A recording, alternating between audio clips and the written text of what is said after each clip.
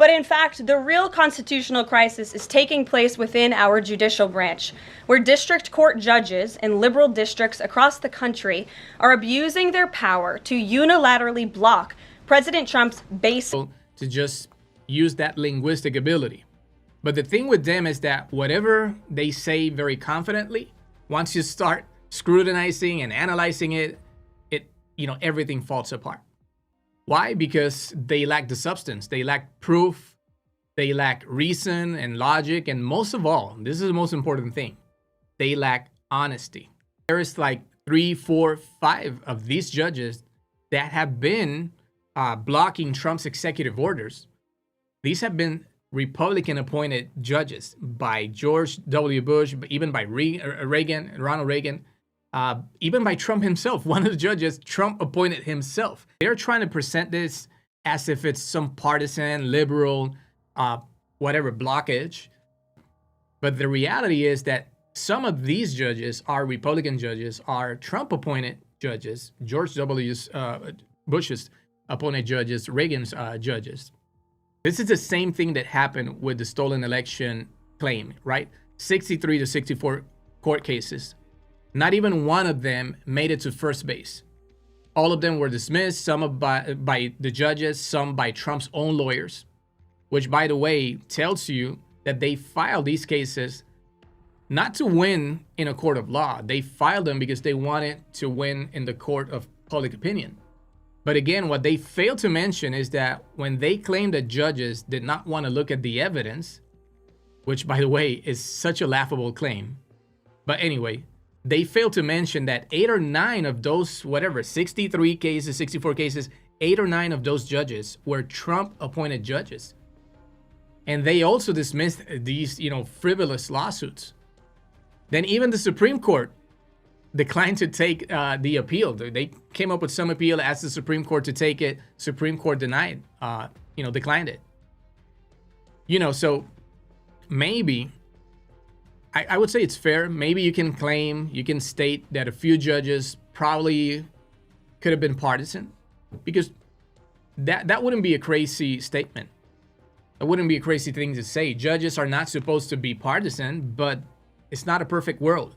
So a few of them may do such a thing.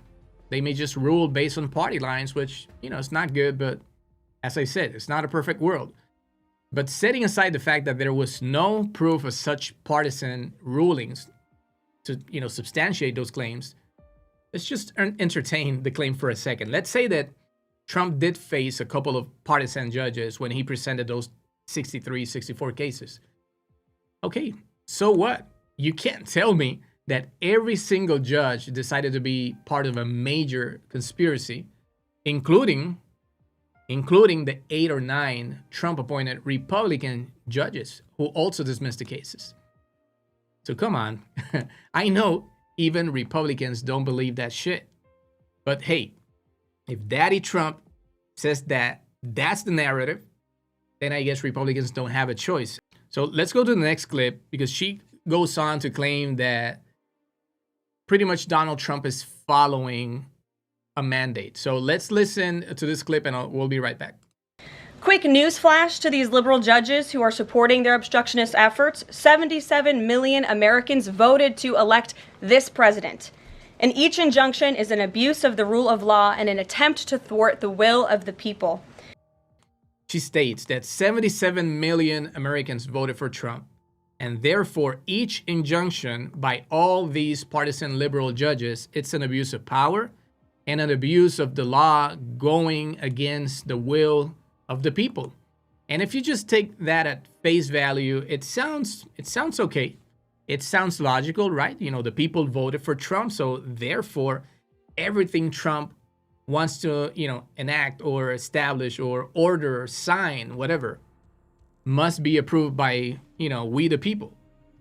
Actually, I was watching the news today, and there was, I forgot which channel it was, or don't even know the name of the person, but somebody was claiming, I think it was on CNN. They're talking about all these, decisions about birthright citizenship and a bunch of other stuff. And the other guy, I guess it was a progressive, he was telling this Republican guy, you can't tell me, Trump never went on the campaign trail to tell people, hey, I'm going to try to cut food stamps, and I'm going to cut, Meals on Wheels, and I'm going to take meals and food away, from the schools, and I'm, all these little things. And I'm going to fire all these, people, and we're going to close down all these things. Actually, he distanced himself from everything Project 2025. You guys remember during the debates, they would ask him a bunch of interviews. He would be asked about Project 2025. Oh, I know nothing. I have nothing to do with that. I don't know who these people are. I know nothing about Project 2025. Then in the same sentence, finishing, he would say, but I do like some of the things they say. I'm in agreement with some of the things, not with all of them. So it was kind of like stupid. And now that he's in power, like every single little detail about Project 2025 is coming to life, right? In front of us in broad daylight. And now he's actually supporting all of these things. But if he had campaigned telling people that he was not lowering prices, for groceries or electricity or gas or inflation and all these things, and instead he was going to be closing down USAID and the Consumer Protection Agency and the Department of Education, and he was going to be firing people and starting all these wars. He was the no war president. All of a sudden, now he's starting the war. He wants to go to war with Panama and with Canada and Greenland, Denmark, and Colombia, and even going just process an occupation in Gaza for who knows how long, indefinitely.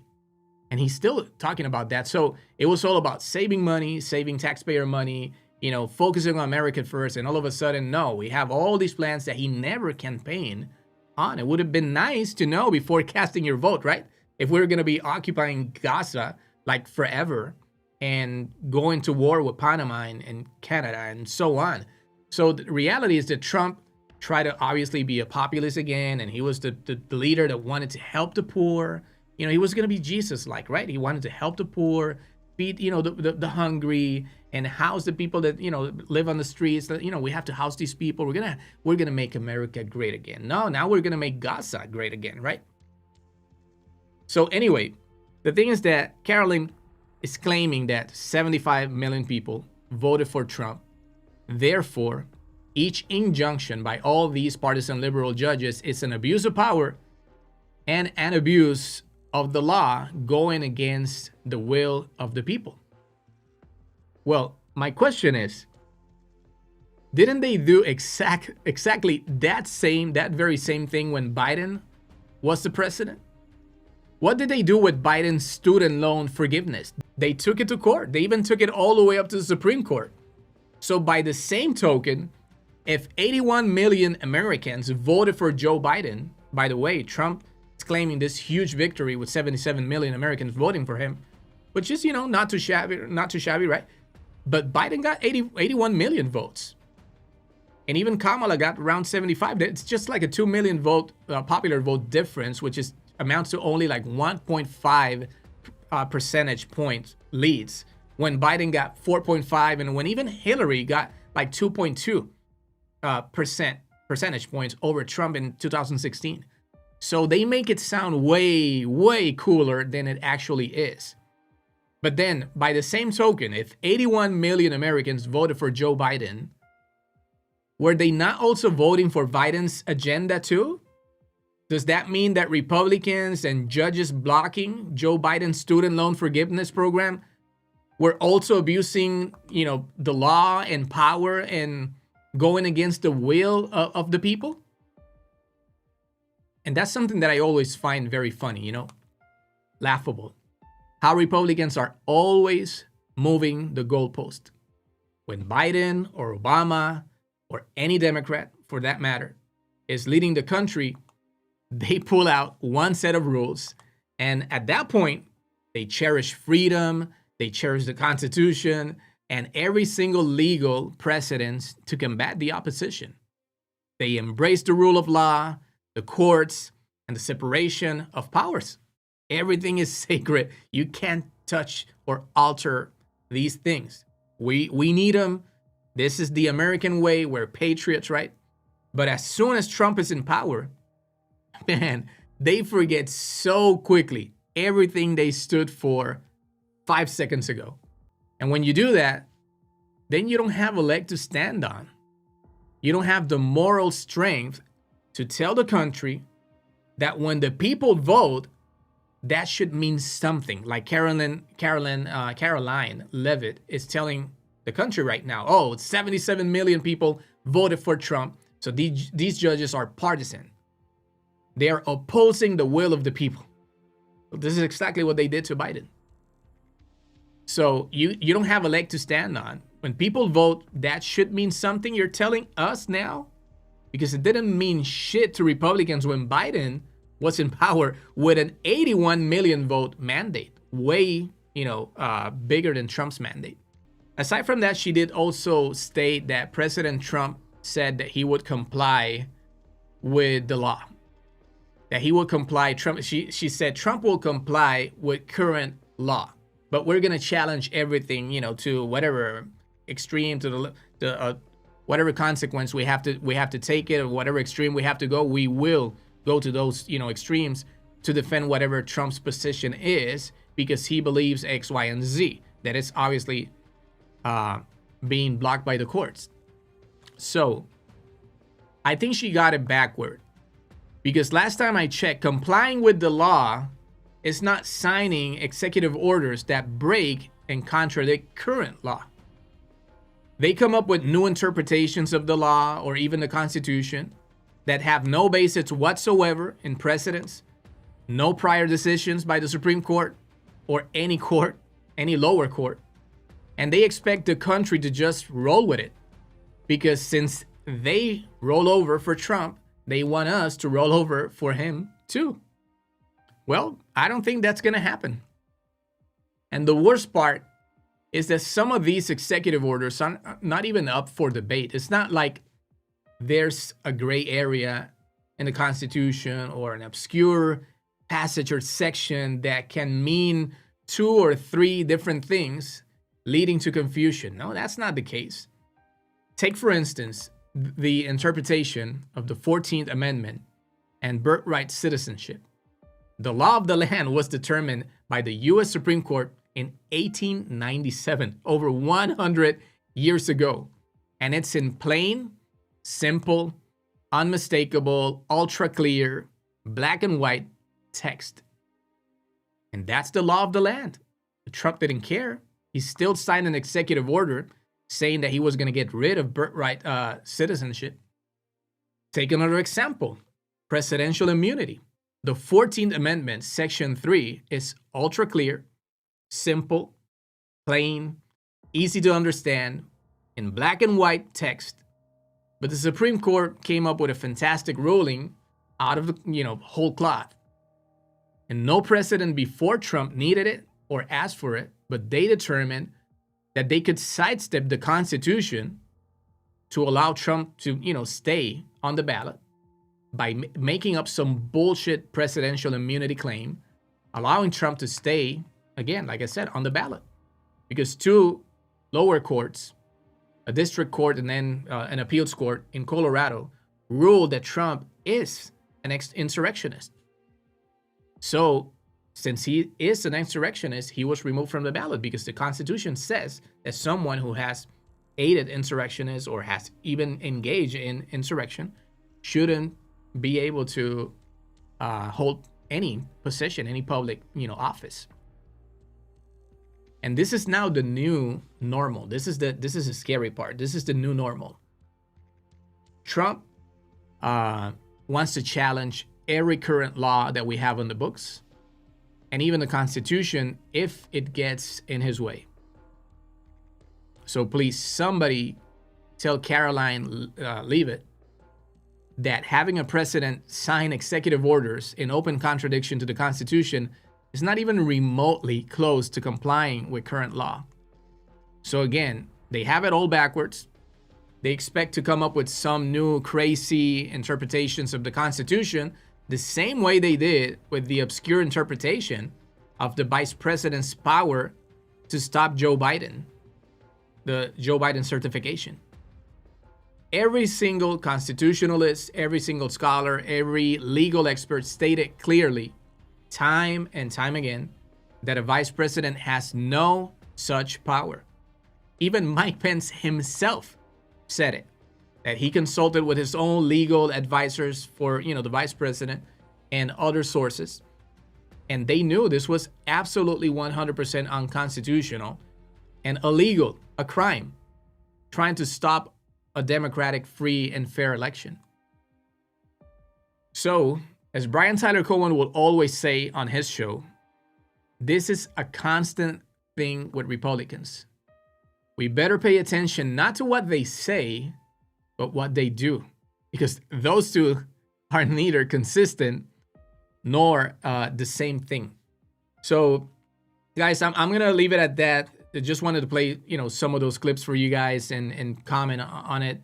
But I do have a couple more clips that I'm gonna just save for a following episode, because that was a very long, press briefing, and there was like so much, to kind of like to unpack and try to go into detail in terms of analyzing. But just, think of the claim. 77 million people voted for Trump. That means that everything Trump does is, approved by the people. No, it's not. Okay. Oh, these must be, they're opposing Trump, so they must be partisan judges, with another witch hunt or some partisan agenda. No. Many of them are Republican judges appointed by George W. Bush, by Ronald Reagan, by Donald Trump himself.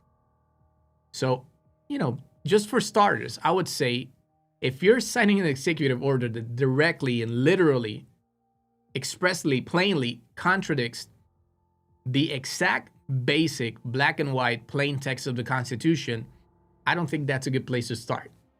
I don't think that's a good foundation for you to claim that, these people must be partisan. No, in any case, there's a 50-50 chance. There's a 50% chance that they're just being partisan, or there's a 50% chance that they're just trying to uphold the Constitution, because Donald Trump, we know he wanted to get rid of the Constitution. We know he already said that he would stay for a third term. We know that Andy Ogles already just, ran and came up with a bill, put together a very quick bill to allow Trump to, obviously to propose an amendment to the Constitution so he can stay in power. But only Trump, because it has to be a guy that hasn't been president, for 2 consecutive terms. If you have been a president for 2 consecutive terms, oh no, you don't qualify. You don't qualify. So these people come up with these legal, interpretations that are just laughable. But still, that's what they're, that's their game plan. That's what they're going with, and they may get away with that. The same way they did with the Supreme Court stating that, well, yes, we do have a 14th Amendment. We have a Section 3. We do have the plain text stating that a person accused of insurrection or liable or responsible or guilty of insurrection shouldn't hold office. But, this is the big but. We believe that we need a mechanism. We need Congress to make that decision, not the states, right? We don't want the states making a decision of who should stay on the ballot or not. And the problem here is that it wasn't the states. It was the Constitution. The Constitution is the one stating that if you're an insurrectionist or you aided insurrectionists, you shouldn't hold office. So you don't need the state to make that decision. You need Constitution actually to just tell us who qualifies and who doesn't. And it does. It tells us clearly and plainly. I remember Glenn Kirshner discussing this with Brian Tyler Cohen, saying that this was opening the door to come up with some other bullshit rulings and lawsuits, frivolous lawsuits about, for instance, Constitution states also that you have to be 35 years of age and you have to be at least or have lived in the United States here for at least, I believe it's 14 years or more, and that you must be a natural born citizen, American citizen. So if you don't qualify, if you don't have those 3, requirements, you can't qualify to run for president. But we don't have a mechanism, we don't have a law made approved by Congress with a mechanism to determine how that's going to be implemented. But so far, if anyone were to try to run, they're just not going to be on the ballot because they don't meet the requirements. So Glenn Kirshner, the ex-federal, prosecutor, he was saying something like that with Brian on his show. Like, they just opened the door for somebody who is maybe not 35 years of age, or over 35 years, or maybe hasn't lived here for over 14 years, and maybe is not a natural born citizen. Maybe that person can run and say, well, we do have the plain text of the Constitution, but we don't have a law stating a mechanism, by Congress in terms of how it's going to be applied. So therefore, since an insurrectionist was able to stay on the ballot, and now it's, he's in the White House, that means that I could run for president, not me, but, somebody who's not a citizen could also do the same thing, or somebody who is just 20 years of age. And they could challenge that in the absence of a mechanism, law established by Congress. All of a sudden, the Constitution has just some minor value. It doesn't hold all the value that it should, because that should just be the guide.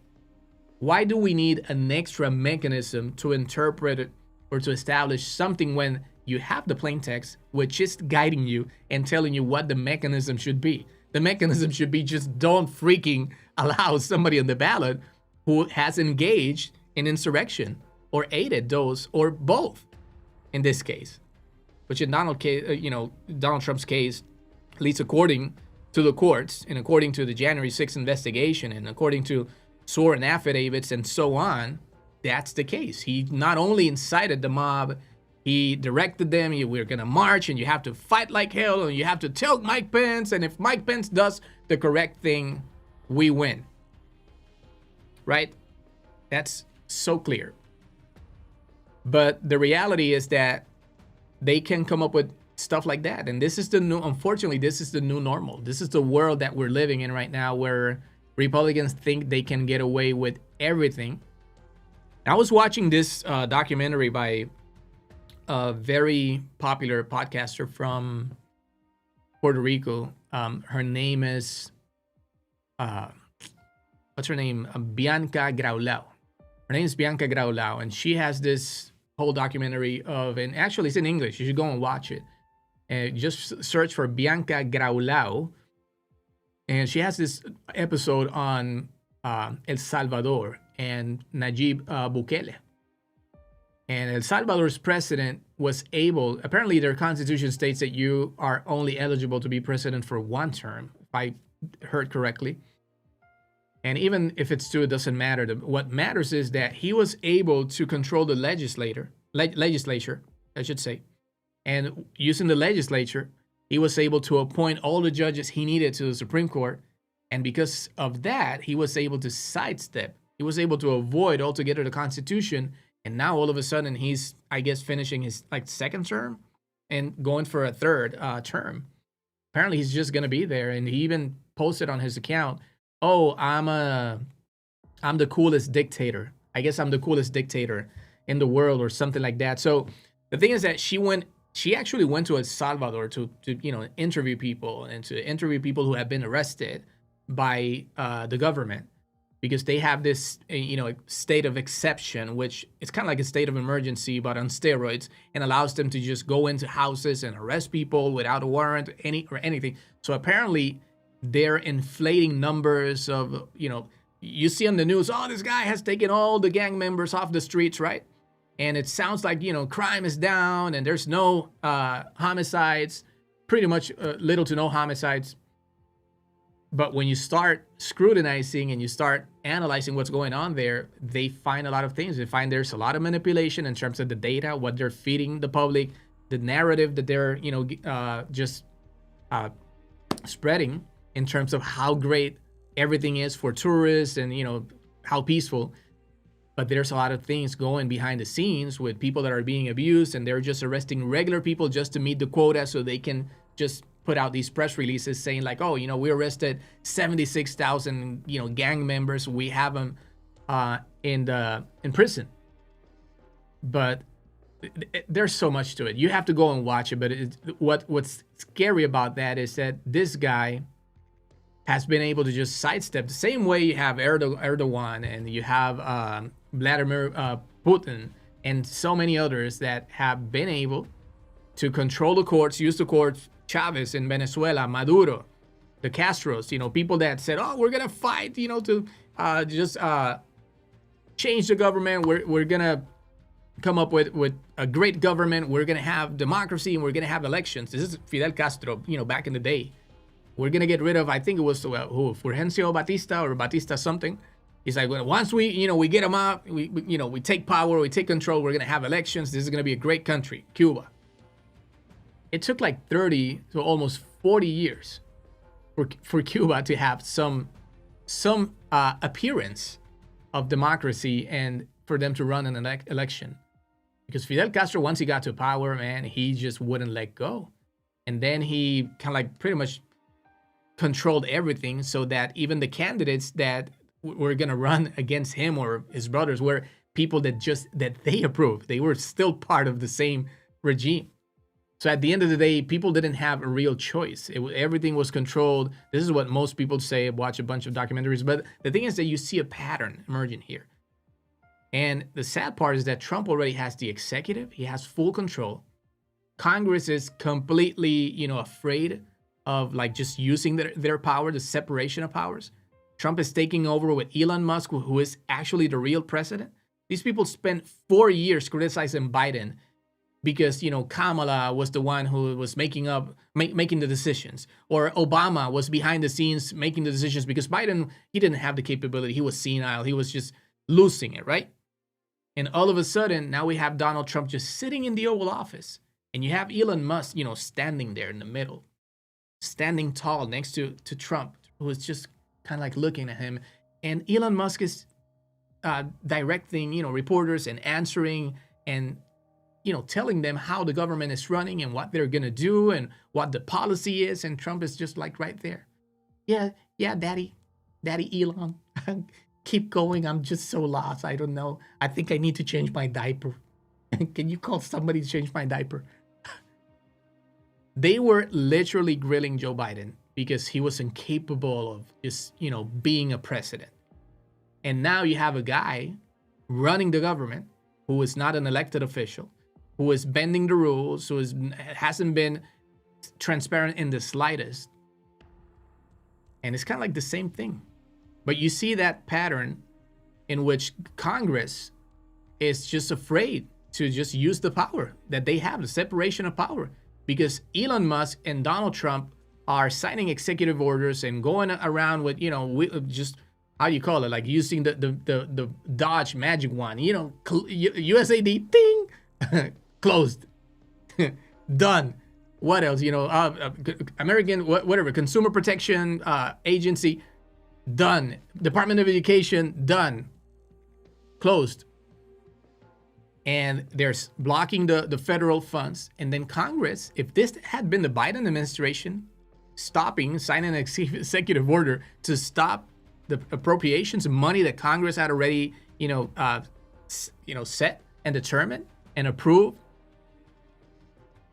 they would have, we wouldn't hear the end of it. You guys know it. But right now, everybody's in Congress is like, no, this is great. Oh, Gaza occupation. Trump he knows what he's doing. Panama, yeah, we need the canal. That was a mistake. Every single thing they're just gonna say yes because they are afraid. It. They are afraid that Elon is gonna campaign, against them. Is gonna put a couple of $1 million down, wherever they're going up for election. They know that all these, Trump fanatical, radical supporters may even start threatening them and bullying them, maybe bullying their family members. These people are afraid. They don't hold Trump to the same standard they would hold Biden. And I understand, I get it. I'm a progressive. I get it. I'm normally checking how we can advance our agenda. It's easy to somehow have this selective, myopia, thing. It's a human natural thing.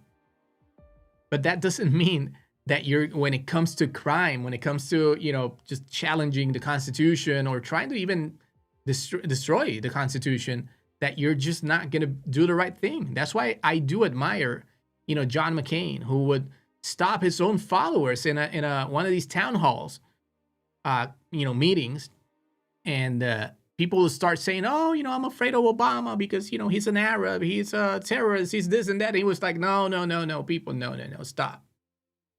Obama is a decent man. You shouldn't be afraid. He's just a person with which I have some disagreements on policy level. But, even if he were to win, like, you don't have to be afraid. He is a decent person. And he's like, this is not what my campaign is about. We want to talk about policies, but I'm not here to, come up with this, whatever, dirty campaign. And I haven't seen that from many politicians. That was a very special thing, to me. So why can't we have people like that, right?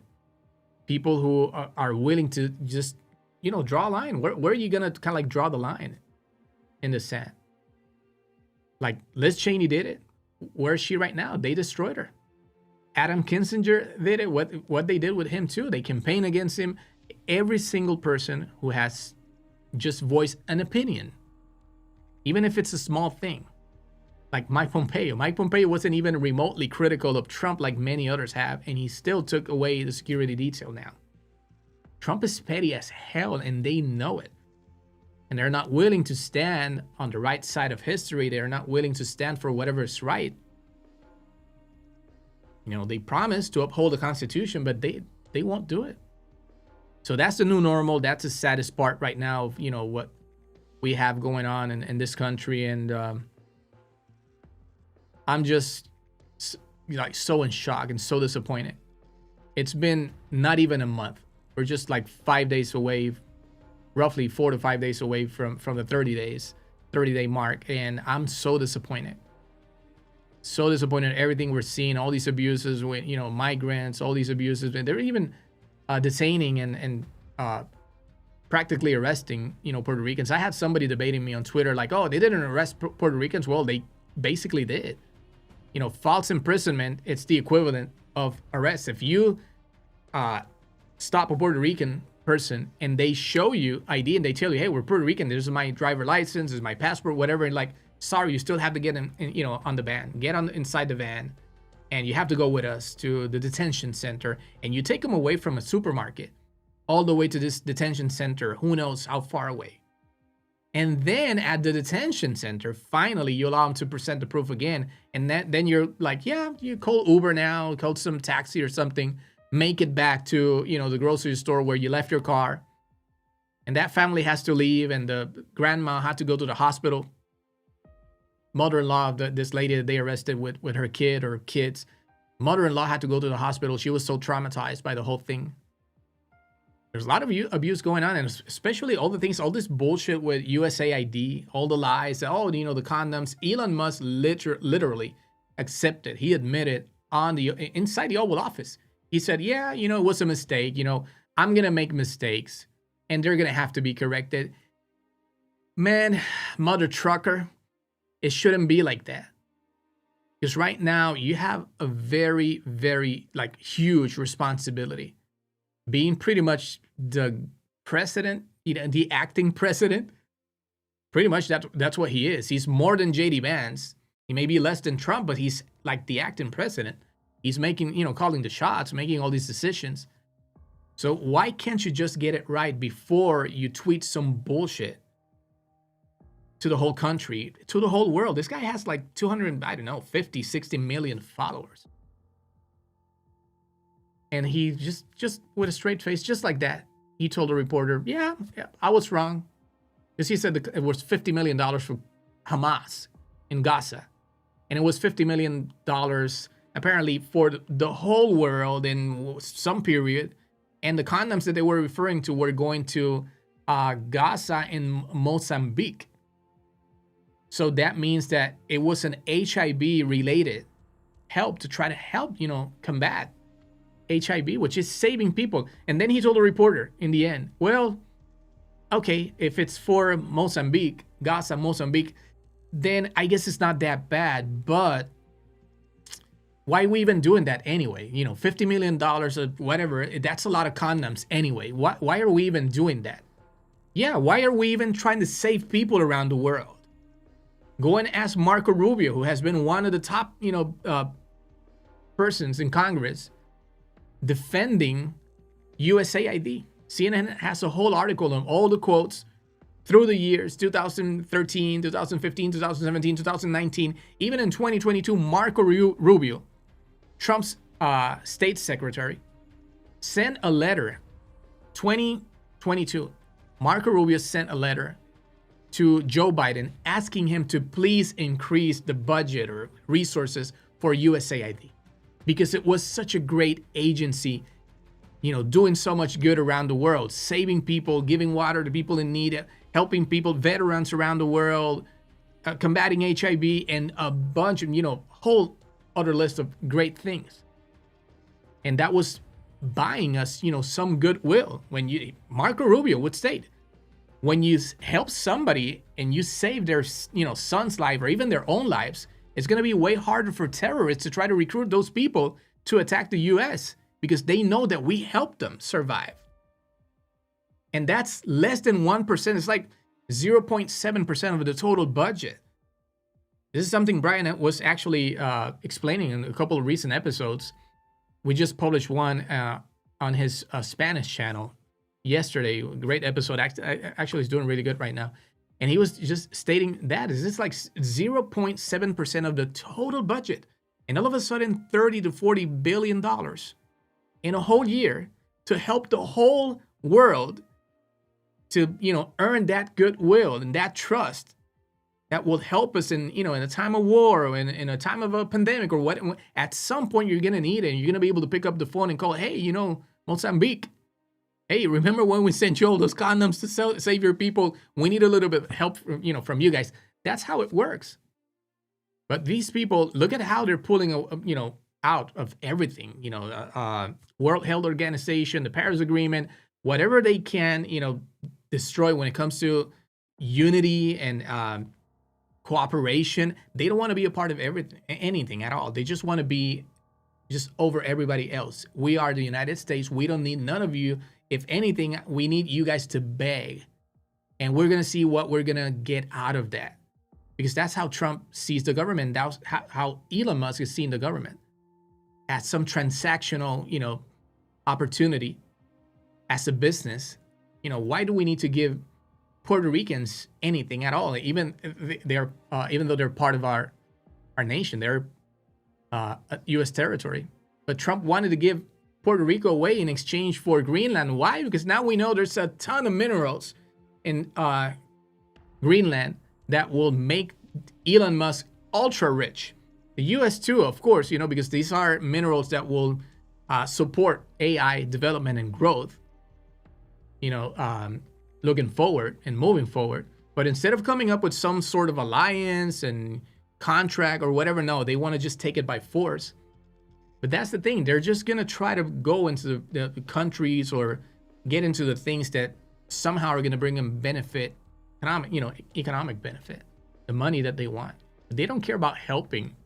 So they couldn't care less about USAID. And then on top of that, USAID had just opened an investigation, apparently back in September or so, before the elections, into Elon Musk because he said he was going to donate some Starlink devices to help, providing internet access for people in Ukraine.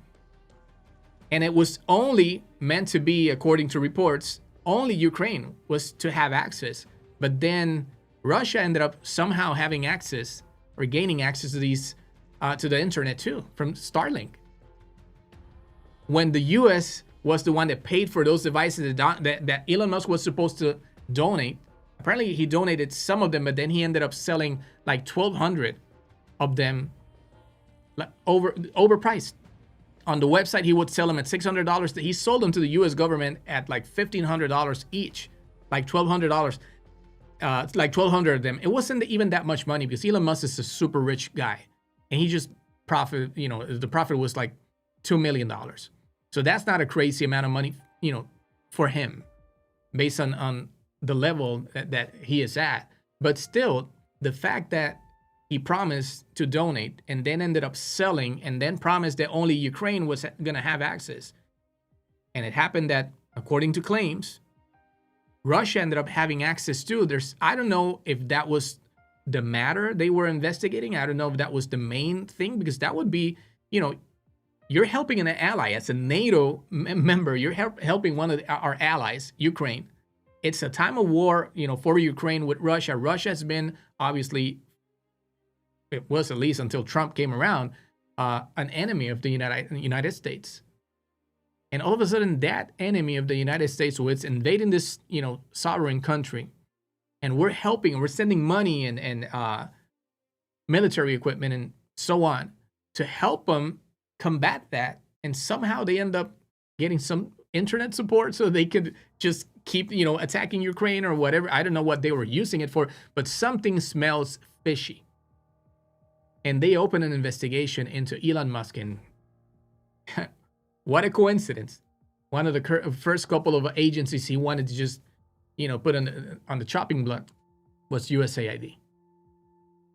So there's so much that goes into these things, and the ones that they were just getting rid of are the ones that mean pennies, just pennies on the dollar. But they were great for people, to help people, but since they don't care about being a humanitarian, they don't care about helping the needy, they don't care about helping the poor. It's so funny that today I shared a post about Karoline Leavitt and Pam Bondi. 2 pictures of them. Watch them whenever you see them. They have a necklace with a cross, just a cross hanging like right there. They want everybody to see the cross. So yeah, we're a Christian administration, right? And I don't care, it's not a matter of like mocking your faith. It's great if you want to be a Christian. It's great if you want to somehow just show using some symbols, which, the Bible condemns using symbols and stuff. But that's maybe topic for another podcast. But it's great if you want to do that. You have your freedom to actually to preach. You have your freedom to just associate with any church. But then, if you're exhibiting a conduct, like a way of operating that it's not helping the poor, it's not feeding the hungry, it's not helping this, trying to heal the sick people. I think it sounds a little bit, just it's a hypocritical. I think it's the word. Yeah, it's a hypocritical thing. Because these people, they talk a lot about the church. They talk a lot about faith and God and Jesus. And yeah, we want to be the Christian nation. We want to have the commandments in every school. And yes, we're all for that. And I'm going to sign an executive order so we can start teaching, the Bible, whatever, in schools. We want to have Jesus, Christian, Bible-based teaching back in schools. We're bringing God back to the schools. It's always about just selling a narrative. So anyway, guys, like we could go on and on and on. But anyway, I'm gonna wrap it up here.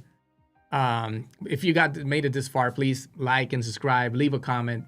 I'm just trying to start to be a little bit more consistent on this channel. I podcast almost daily, pretty much daily, but not always, on my Spanish channel, which is called Aranzamendi Podcast Español. That's where I'm like every single day.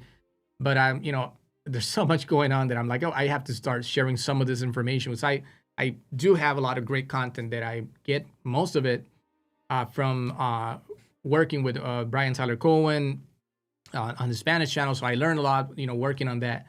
And it's been over 2 years now. So I've been able to learn a lot, following Glenn Kirshner's, shows and Mark Elias, shows. So I'm like, I might as well start sharing some of this on my English channel, which I don't do a lot. So anyway, thank you. If you made it this far, thank you for being here. I promise I'm going to try to be here maybe once or twice a week, maybe not daily, but as consistently as I can, sharing some of this information, some feedback, some good facts and figures, because we have to somehow combat what's going on. There's so much at stake. And I don't even care. I'm not even asking you to vote Democrat. I'm just talking about right now about this administration and Donald Trump and having a convicted felon in the White House and how they want to get rid of the Constitution. And now they want to turn him into a king, staying in power. And they want to get rid of all the little, things and agencies and even rights, constitutional rights that make this country great. So there's so much at stake. So that's why I'm here. Anyway, thank you. I'm leaving right now. I'll be back with you guys probably maybe tomorrow, 1 or 2 days. I'll be back with more episodes. But in the meantime, stay connected. Try to follow Brian Tyler Cohen if you don't do so already. Brian Tyler Cohen.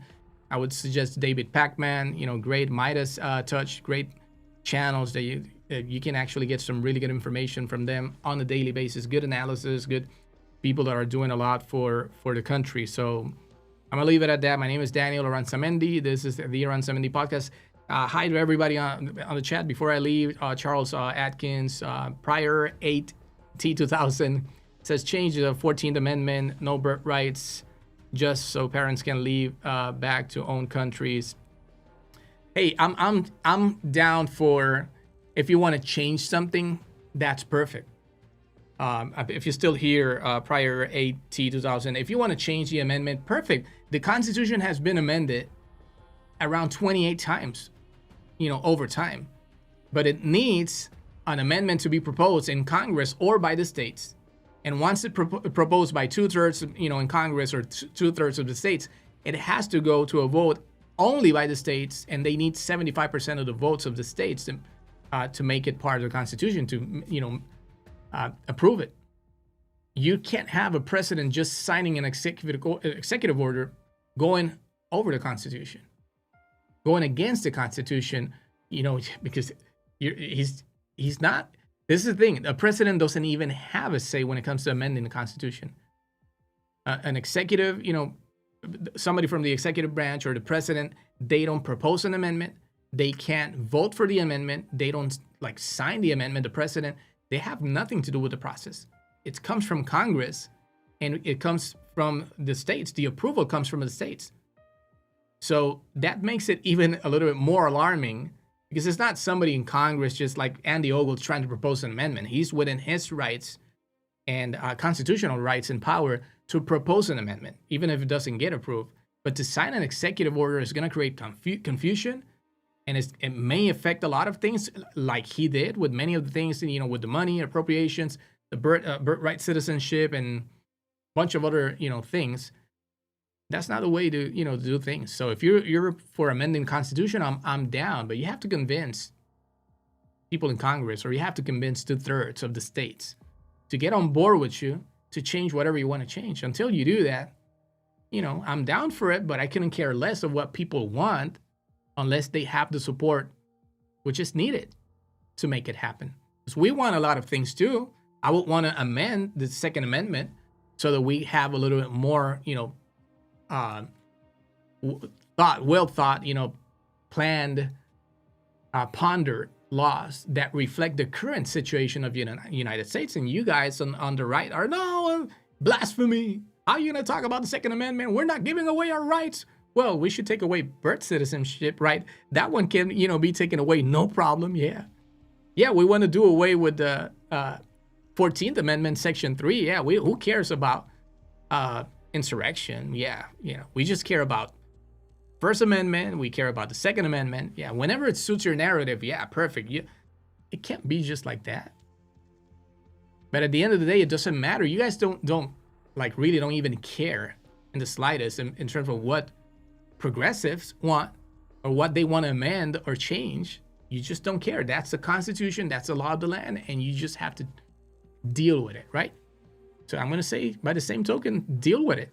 This is the law of the land, and until Donald Trump can convince Congress to work in a bipartisan way to propose an amendment that can then go to the states, and since they saw that Congress was, on board in a bipartisan way, maybe it may have a little, better chance with the states to make it happen.